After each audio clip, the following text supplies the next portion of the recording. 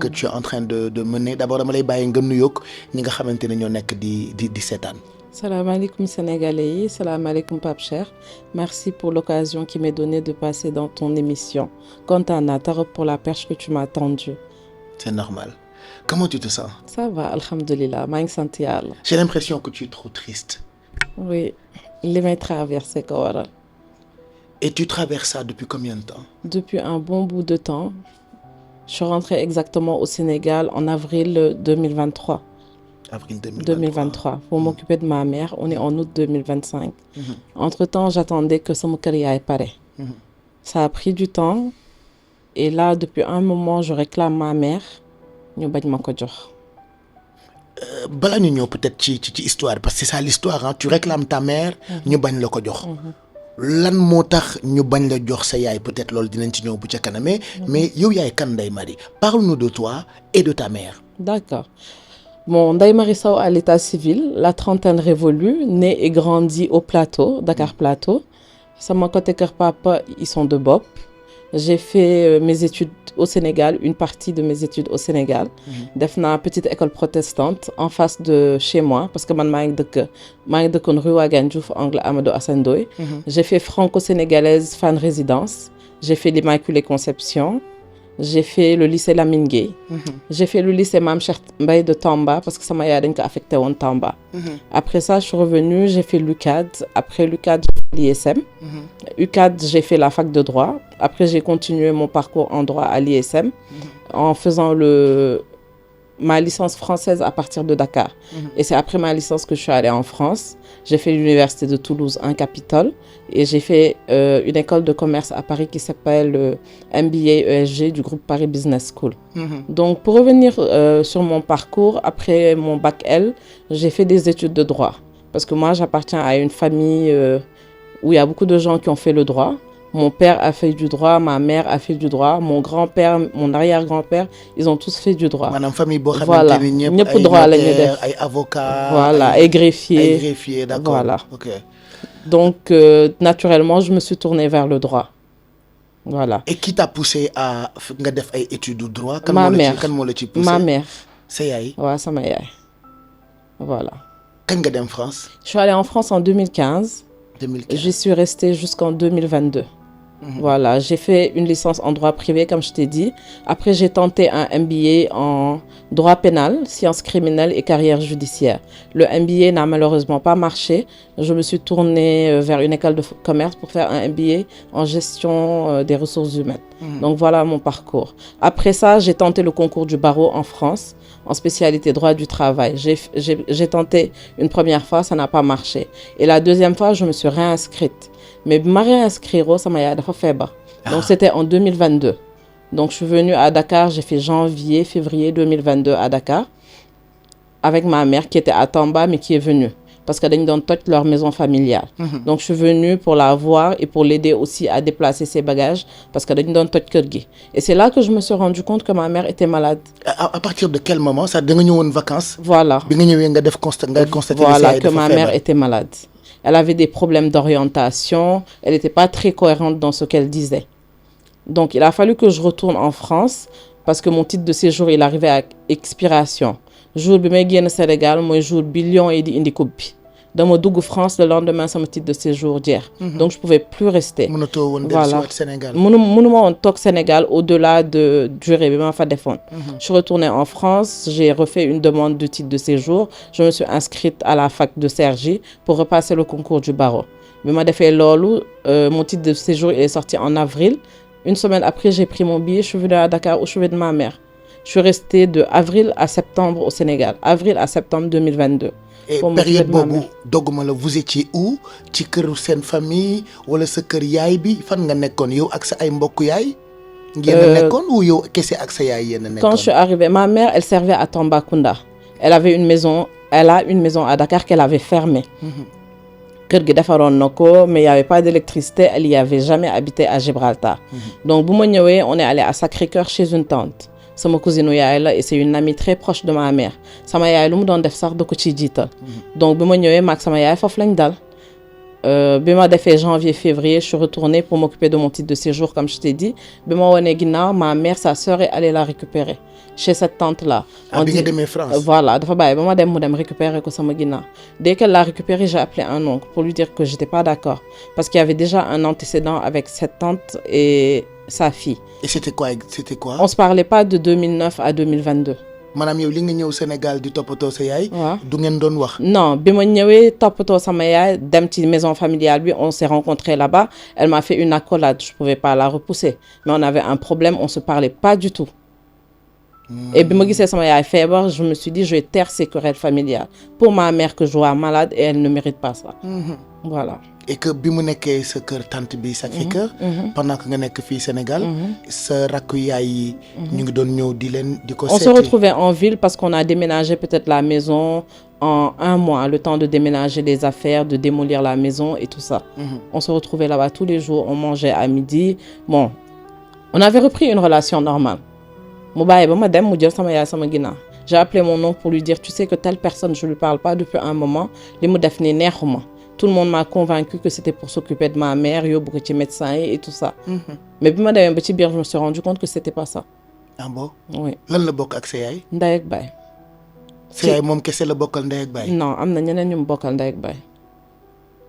pourquoi moom kese mu décidé pour ne dafay jël sa yaay pour toppatoo. son argument c'était que ci jigéen yi moo topp sama yaay. et que fu ñu toog seen parents ñu ngi leen di xool donc c'est à elle de prendre soin de ma mère que papaam ak yaayam mi nekk àllaaxira ñu ngi leen di xool moom moo topp ci jigéen ñi sama yaay moo ko war a toppatoo.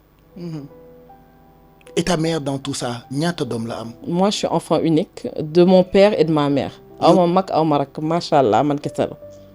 yow kese la sa yaay jur ana sa pap. mon père il est décédé ça fait 21 ans. Wow. Voilà et pour en revenir au fait mon père il était prof de droit des médias au CESTI. Et c'est le parrain de la 33e promotion du CESTI. Wow. Voilà journaliste yu bari Sénégal jàngal na leen. D'accord. Et ta mère dans tout ça. Ah, ma mère elle dépendait du ministère de la justice comme je l'ai dit mais ma mère elle était notaire elle servait à Tamba. te notaire la woon. notaire la woon voilà. dafa xàmmeetul. waaw dafa xàmmeetul dafa dem ba ci digg bi dafa dem ba ci biir feebar dab ko. kañ nga mujjee wax ak sa yaay. Ça va faire depuis octobre ou novembre 2024 que j'ai pas vu ma mère. wax ak moom. gis ko ak wax ak moom. Et qu'est-ce qui t'a poussé à génn pour wax def ce cri de cœur. J'ai tenté les voies familiales. J'ai essayé de parler comme je l'ai dit dans l'interview que j'avais fait. Famille bi am na ñoo xamante ni man déggoowuma ak ñoom et je l'assume. Et famille bi dafa am ñoo xamante ni mère bi tey sama yaay déggoowuñu ak ñoom. ñi ma mën a waxal je suis allée vers eux en leur disant ça fait un moment que je suis rentrée sama tante ngi toppatoo les chantiers de ma mère xanaa chantier boo xamante ne da nga koo gas jëlee ko de 0 en 3 ans chantier bi war na pare. À plus forte raison kër bu ñuy modifier chaque jour tey suba gannaaw suba à la limite quand tu lui demandais par rapport aux travaux da doon mer il suffisait que tu lui poses une question par rapport au chantier mu dugg ci colère noire. di mer carrément. di mer carrément. Mais comme si j'avais pas le droit de demander loo xamante ni sama yaay moo ko moom ak loolu la concerné man bi may ñibbisi c'était pour vivre avec ma mère chez ma mère je suis là depuis avril 2023 maa ngi toltolaan. yaa ngi toltolaan. te sama yaay am ay kër. maanaam amuloo foo dëkk. aw ma fu ma dëkk nekkaloo fenn. voilà alors que da nga décidé woon pour ñëw dëkk ak sa yaay. j'ai tout lâché en France pour ma mère comme je te dis j'étais régulièrement inscrite au concours du barreau en 2022. C'était ma 2e tentative. En 2022, j'ai passé au total 8 mois à Dakar. 8 mois à Dakar. Ma bàyyi fa sama lépp pour ñëw toppatoo sama yaay. Bon, dama daan dem régulièrement sama kër tante, ñu daan ànd di voyager di dem dans sa maison à Ngaparou, mais c'est après que je me suis rendu compte que dans ses projets, c'était pas de me rendre ma mère. Ah ouais? Elle faisait du dilatoire, di pousser, tey su daajee buntu, toog 6 mois daaj parentaire, te doo ko ci laaj, loo ko ci laaj mu mer. Je suis allée voir mes oncles qui jouaient la carte de l'apaisement. La dernière fois que mon oncle est venu, sama tante dafa dem toog Ngaparou. Ñu dem ba këram maag sama oncle fekk ñu ko fa.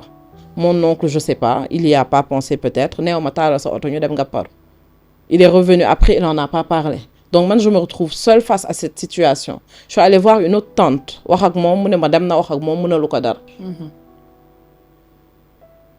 C'est ça mon problème aujourd'hui. Tey génn bi may génn ci médias yi ak réseaux sociaux yi daf ma gën a lool. Et comme je l'ai dit dans l'interview précédente j'ai porté plainte au niveau de la DIC. Avant même la plainte au niveau de la DIC, je lui ai envoyé une sommation interpellative. Kan sa tante bi. Sama tante bi. Et même avant de lui envoyer la sommation interpellative, j'ai parlé à sa fille en me disant qu'elle allait raisonner sa mère. C'est ta cousine. Oui, c'est ma cousine. D'accord. C'est la plus grande des cousines. Bi ma ko waxee, elle a pris la défense de sa mère naturellement. Léegi mu pare kër gi léegi mu pare léegi ngeen toxu patati patata, ça ne s'est jamais fait. Ma yónnee ko une sommation interpellative en me disant que su ma tontoo ci li ma koy laaj rek j'arrête. Ma yónnee ko sommation bi mu ne ma rien à déclarer. Où je lui ai demandé la carte d'identité de ma mère, même la carte d'identité de ma mère, je l'ai pas. Où je lui ai demandé le dossier médical de ma mère. Où je lui ai demandé des papiers administratifs de ma mère, mu bañ ma tontu. Après ça, en janvier 2025, j'ai porté plainte au niveau de la DIC avec mes numéros de mention que j'ai toujours par devers moi. Bi ma ñëwee, on m'a écouté, j'ai fait ma déposition, ils ont dressé un procès verbal et ils m'ont dit, ils m'ont demandé fu mu dëkk man leen Ngor Virage, ils m'ont donné une convocation. J'ai demandé à l'enquêteur en charge de l'affaire, ma ni ko léegi déglu nga ma c'est quoi la procédure? Mu ne ma comme déglu naa la sa tante su ñëwee dama koy déglu moom. En cas de déposition contraire, dama leen di mettre en confrontation. Et après, le dossier va aller au niveau du procureur. Tiens-toi bien, Pape, on est en août 2025 pour une plainte que j'ai déposée en janvier. Ba tey fii laa ci toll. Ba tey kenn waxu la ci dara. Ba tey kenn waxuma ci dara. Est-ce que ta tante a été entendue? Oui, elle a été entendue. La première fois qu'elle a été convoquée, elle n'est pas partie. Elle y est allée une autre fois. La première fois, elle a servi un certificat médical. La deuxième fois, elle est allée répondre à la convocation. Qu'est-ce qui a été dit là-bas? Ni laa ci toll. J'aimerais bien savoir parce que je suis une citoyenne sénégalaise. Fii laa juddoo, fii laa màggee, de parents sénégalais, sama papa sénégalais, sama yaay sénégalaise la. J'ai le droit de porter plainte et de demander un suivi. Ñu ni déet ni waaye j'ai déposé une requête à fin de tutelle pour récupérer ma mère. J'ai déposé tous les papiers qu'il fallait.